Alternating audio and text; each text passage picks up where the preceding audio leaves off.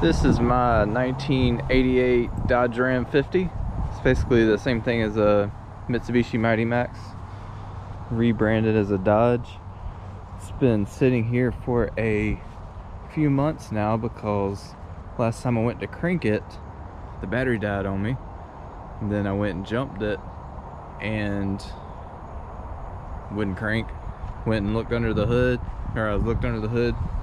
and it looked like there was fuel coming out the carburetor. So I cut it off and I haven't been back out here since. So I'd like to get my little truck going again. So I bought this probably 8 years ago, and I used to drive it to work every day. And bought it for a couple of reasons. I was looking for a little truck, but I was really looking for like a 720, like a Nissan 720 or an old Toyota with a lip bed. And this showed up and the price was right, and also the dash. I don't know if this is normal for like old RAM50s and stuff, but the dash is perfect. Doesn't have any cracks. I mean, all old trucks I've had like a crack right here. So that's one thing, and two, let's pop the hood and look at it.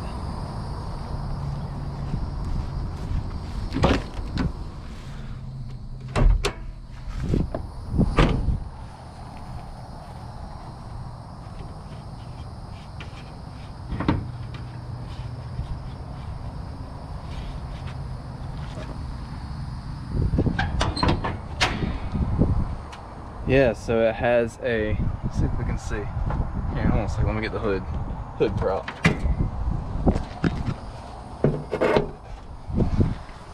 Alright, so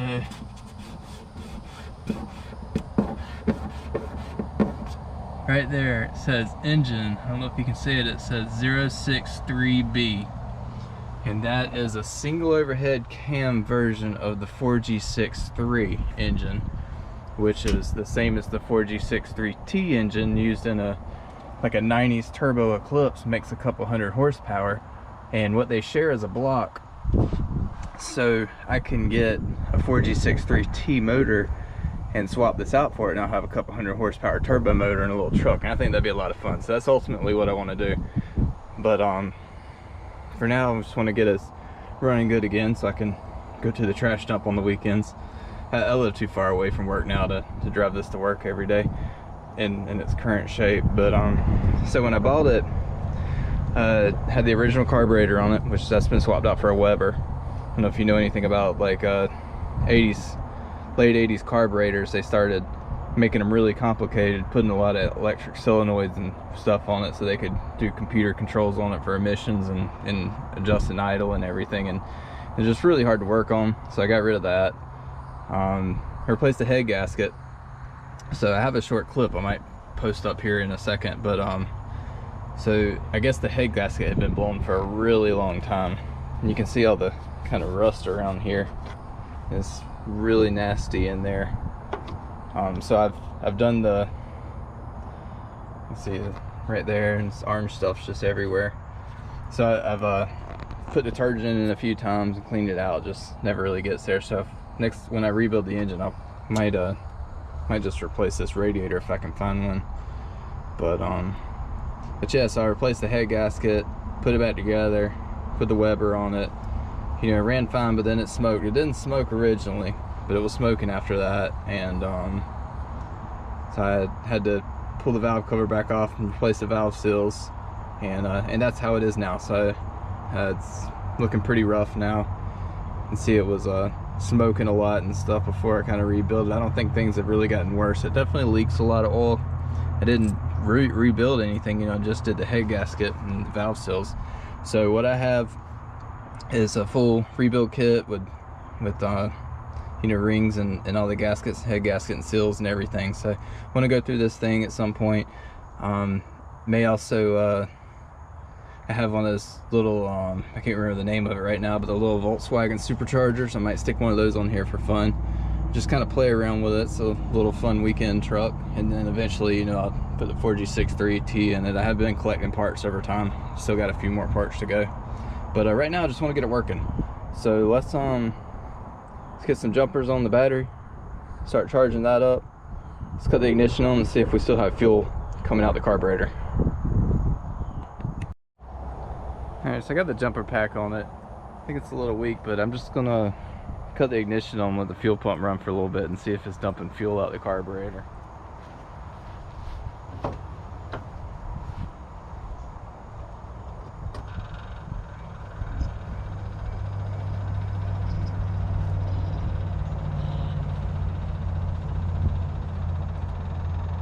Alright, here's the fuel pump running.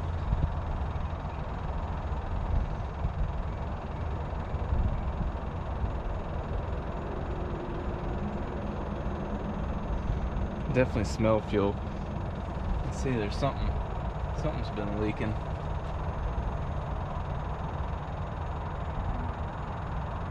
There it goes, it's starting to drip right there.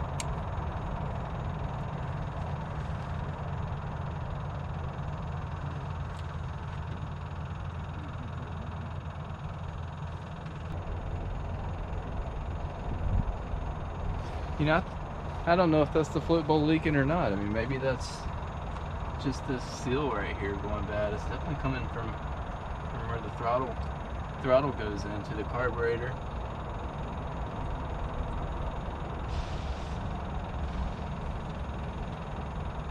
It's leaking a lot of fuel though.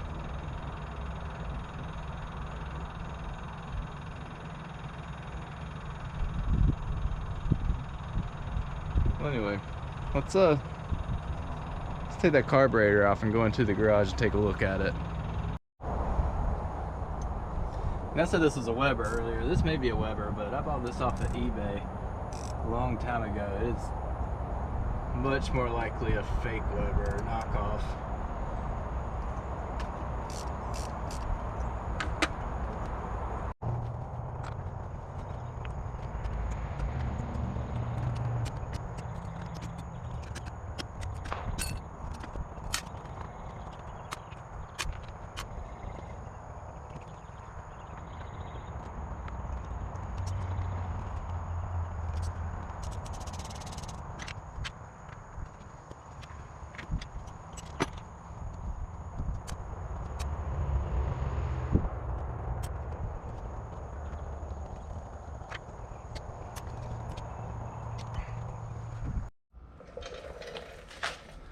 Alright, so we're in here on the floor in the shop. I got me a pan to get this gas out of here.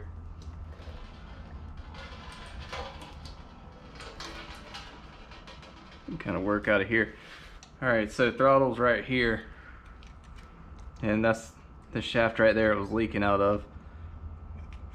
Not really sure fuel should be there. So I feel like it was just kind of, yeah, why would fuel even be there? Yeah, maybe the float's stuck. I'll do the musty one float test. Alright, so like that you should be able to flow into it. I mean, you shouldn't be able to, and like that you should. And that's fine.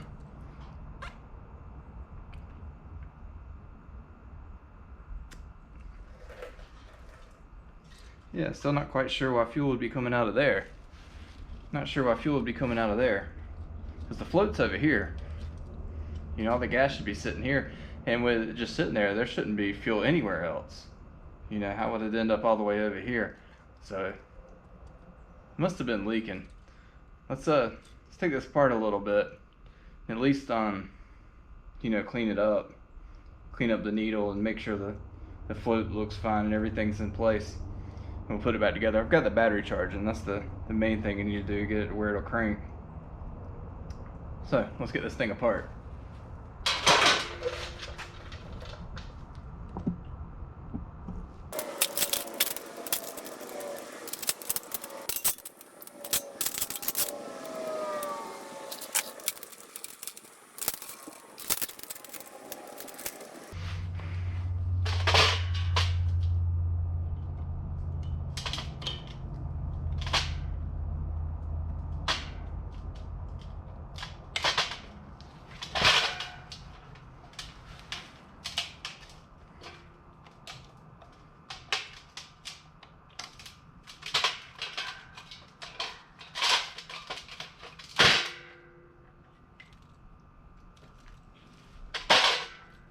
Okay, so a little bit of crud down here. Not too much. And it ran fine, so I don't think the jets are dirty or anything like that. Let's set that to the side. And here's our float.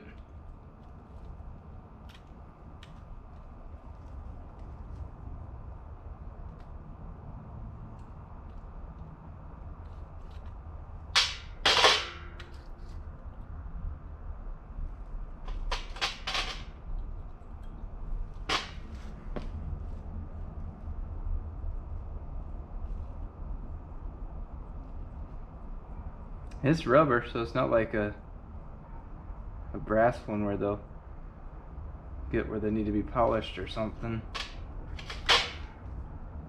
There's that. Alright, I'll get a Q-tip, clean it up a little bit, and put it back together. I'm guessing there's a filter in there. Let's look in there real quick. It's obviously not the issue, but might as well see if it's something we can clean since it's apart.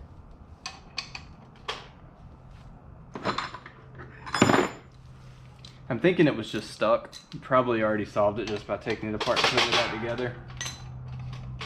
But the place fuel was coming out where the throttle was. I don't see a way that could even happen. It's not even connected. Yeah, that looks fine.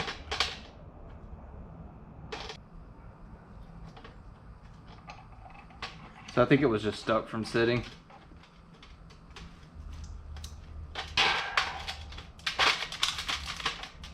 But so I'm going to clean out in there with a Q-tip and wipe everything down and put it back together. Alright, so it's got a Q-tip. I'm just going to go in here and make sure there's nothing built up on the walls down there. We're just trying to seal on the sealing surface. Could have just been a little piece of dirt in there. Imagine if I would have got it running. Probably would have fixed itself, but of course it was flooded, so it wouldn't crank. Anyway, I think that's fine. The other possibility is the float might not have been floating anymore, which would just keep it open. I don't hear anything bouncing around inside of it, sloshing around like fuel or anything.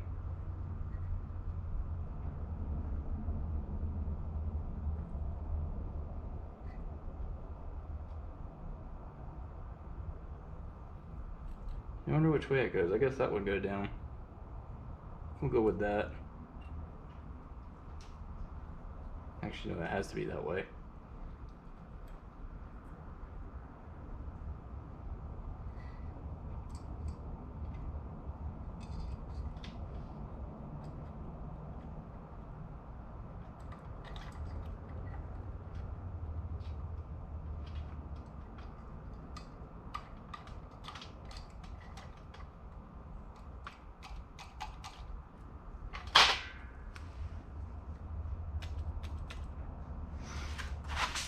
Alright, so when I first did this, I was having trouble with the carburetor running lean.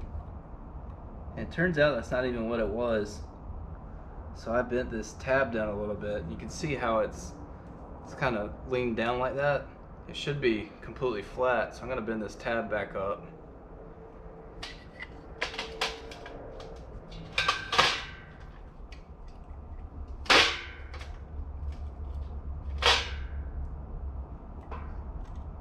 Yeah, so now it's level.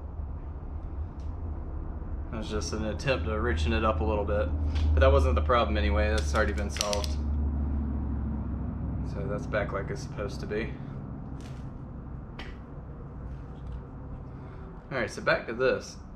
Wonder how the fuel could get to this point right here. What I suspect is that's not what it was doing. It was probably coming from somewhere else. And normally the fuel would sit down in here and it wouldn't fill up but to a certain point that's determined by the float over there. And you can see there's places for the fuel to go down here, but all of them, as far as I know, come back up, and it requires you know, airflow to be going through here to actually suck the fuel out. And therefore, the only way that fuel could get out of that bowl without the engine running is if that float's still open, and the fuel comes up and actually forces itself out there, up the tube, and then out here, and then down there. So I'm guessing it was just dripping out of here, which is where it's injected into the engine, and dripping onto one of the butterflies down there, and just kind of dribbling over to the side. So it's probably just dumping into the engine. It's probably been doing it a while, and of course the fuel pump's only running when the engine's running, so it's not like it floods it all the time or anything. It's just when you have the ignition on. But anyways, I don't really know what else to do. Everything looks clean. It must have just been stuck or something. So I think we'll put it back together and give it a shot and clean it up a little bit. If it still does it, we'll have to pull it back apart and try to figure out why the float's not seating. Alright, so I got everything hooked back up. The battery's in there charging still, so I got the battery out of my boat. I don't know what shape it's in, but I charge it every now and then. But probably run the fuel pump, so we'll cut the fuel pump on and see if it's dripping.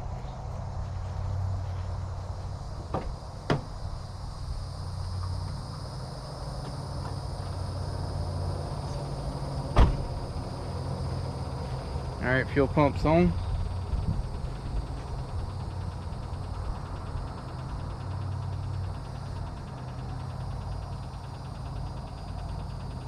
If it's dripping now, there's just something wrong with that seat. Probably have to get a rebuild kit, or may just go ahead and get a side draft, because that's what I really want, is a side draft carburetor. I think that'd be cool with the supercharger.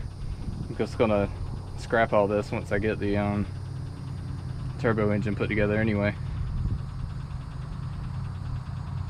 Well, it's not dripping yet. It must have just had some stuff gummed up on the needle.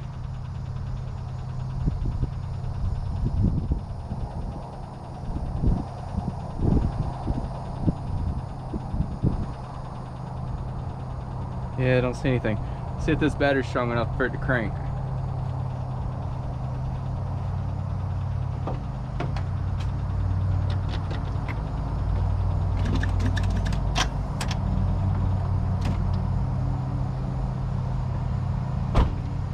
Definitely not. Let me get the jumper cables hooked up.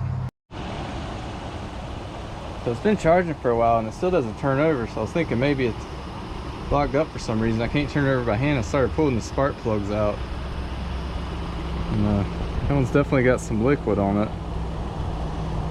I think it's gasoline, so maybe it's hydrolocked or flooded, or maybe just the fuel was sitting in there and contributed it to it getting stuck. So I might have to break the engine loose, but I'm gonna get the rest of the spark plugs out and see if it turns over.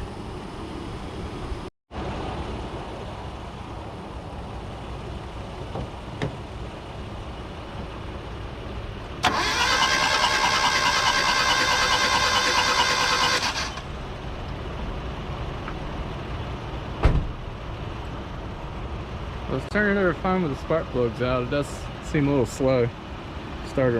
I know the starter's weak, but it would always crank, so I can clean these spark plugs up and give it another try. I put the spark plugs in and it fired right up, so I don't know if it was locked up and just not having spark plugs a little bit it needed to go over, or if it actually was full of fuel from fuel leaking out through the carburetor into the engine. But anyway, fired right up, no problem. Imagine the battery's dead. I haven't let it run for about 20 minutes. See if it'll crank again.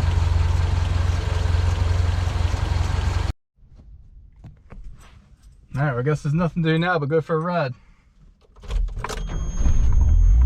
Battery's already good.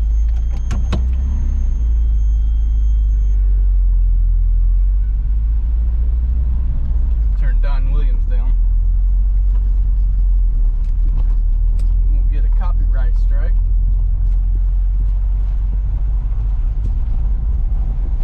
I need to run a rag over the windshield.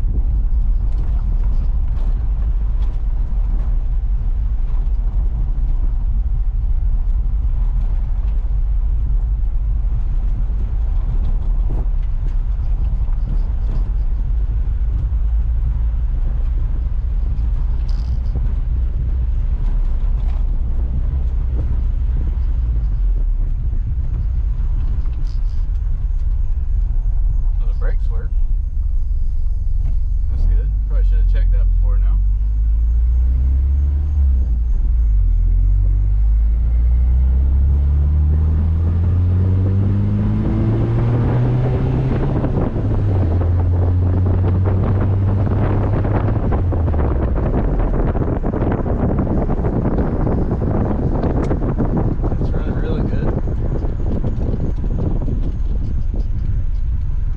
Needs a supercharger.